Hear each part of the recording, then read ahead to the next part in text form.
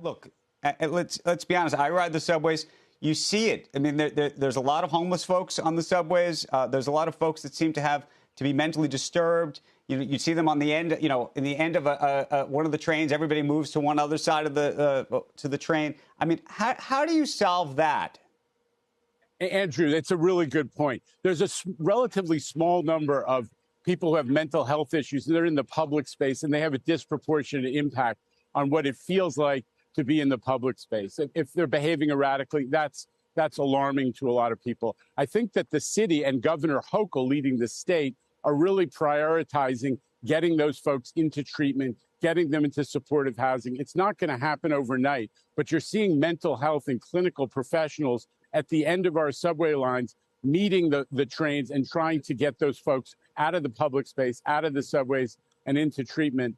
That is going to make a huge difference. You're absolutely right, Andrew. Let's talk about the economics of your own business, or your business unit, if you will. We're looking at $2.5 billion of deficit by some estimates. I think maybe by your own estimates. How do you get out of that hole?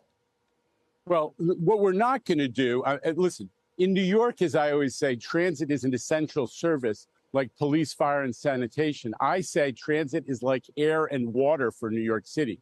We cannot survive at our density without really effective transit.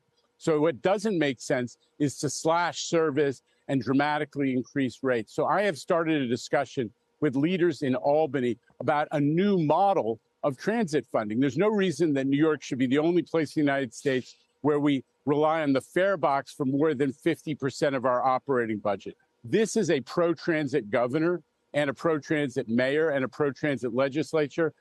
I think we're going to get there. It's just time to re-examine the funding model for mass transit in New York. That's going to happen starting in January in Albany. Janno, I want to try, as a New York City resident and a New Yorker, I want to try an idea on you that I've been playing with for a while. What do you think would happen if for 1 month, and it could start in September, the MTA said, you know what, all subways, all buses are free? If you did that, how many more people would get on those subways and buses? What kind of attraction would you be able to sort of jumpstart the whole game, back to work, back to using public transport? And actually, it might solve some of the safety issues because you're going to have a lot more people riding the trains. Listen, you run a business show, Andrew. So if you ask any of your CEOs where they start giving away their product for nothing without having an alternate funding source, I think they look at you like you're crazy. But it's not a crazy idea. Making it affordable is something that we do want to do. Whether we can take it to zero, open question. But what we've been doing is doing all these new discounts to try to bring riders back, especially our suburban commuters. We've got a new 20-ticket hybrid fare. We're making it easier to connect between the subways and the commuter rails. We want to use pricing to bring people back. Whether we could go all the way to zero, I think I need to have a backup financial plan in order to get there. But it's an interesting idea. And the core concept, which is getting people back, is right on. Cost, though, is not a deterrent, I would imagine, for a lot of riders. I think it's a perception of crime. And I'm wondering, do you agree with that? I mean, at this point, is it the perception of crime? Because I used to be a typical subway rider. I would take the subway every single day. After my show, I would hop into the subway across the street and go home. I'd be home in 10, 15 minutes flat, door to door. It was the best way. Love the subway. I have not taken the subway since before the pandemic because of the fear of crime, particularly as an Asian American woman. And I'm just wondering, how do you speak to a rider, former rider like me? I feel like there are plenty of me's out there.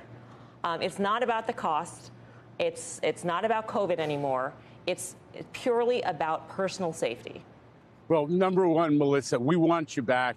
And I will personally take you on your inaugural subway ride because as you said, it's by far the easiest and fastest way to get around. I also think it's safe. If you look at the numbers, the probability of being a victim of crime on the subways actually is, we are still the safest big city in America. I see your graphic is telling another story, but the bottom line is it's a safe place. It needs to feel safe as well. That's why we love that Mayor Adams is putting a lot more NYPD police, especially on the trains, as well as elsewhere in the subway system.